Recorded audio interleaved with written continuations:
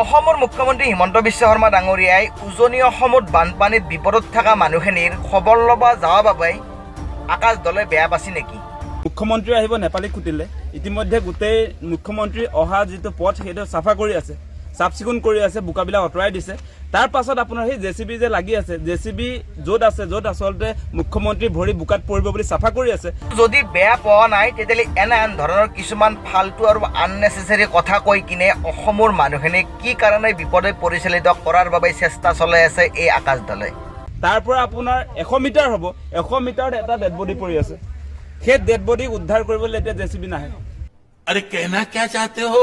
মুখ্যমন্ত্ৰী ভৰি লেতেৰা হ'ব, সেই লেতেৰা হ'ব যে সেইকাৰণে সেইটো চাফা কৰি দিব লাগে। সেই ৰাস্তাটো মুকলাই আছে। बोलने दे तकलीफ हुआ है बेचारे को।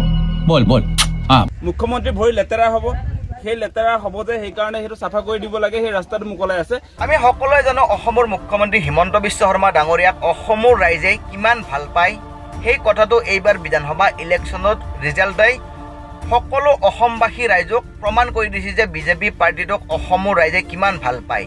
ये बड़ी अच्छी बात कही आप। কিন্তু ভাবদে আচৰিত লাগে, ইমানখিনি কথা জনাৰ পিছতো এই আকাশ দলে বোলা ল'ৰাজনাই এনেকুৱা কিছুমান আননেচেচাৰী আৰু ফাল্টু কথা কৈ কিনে অসমৰ মানুহ কি কাৰণে বিপদে পৰিচালিত কৰাৰ কাৰণে চেষ্টা চলাই দেখায়, সেইটোৱে আচৰিত কথা।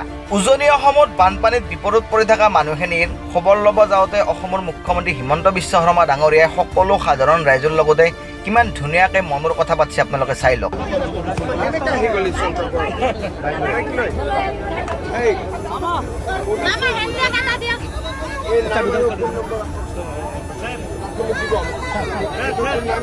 বন্ধ কৰাৰ কথা কৈছে, মোৰ মন মই লিখি লৈছোঁ।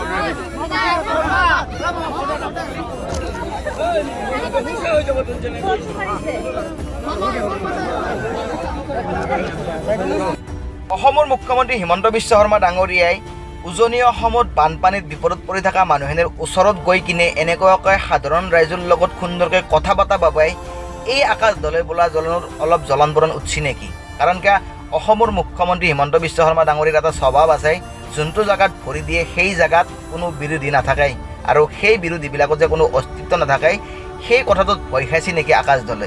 আপোনালোকে কমেণ্ট ছেকশ্যনত কমেণ্ট কৰি জনাব।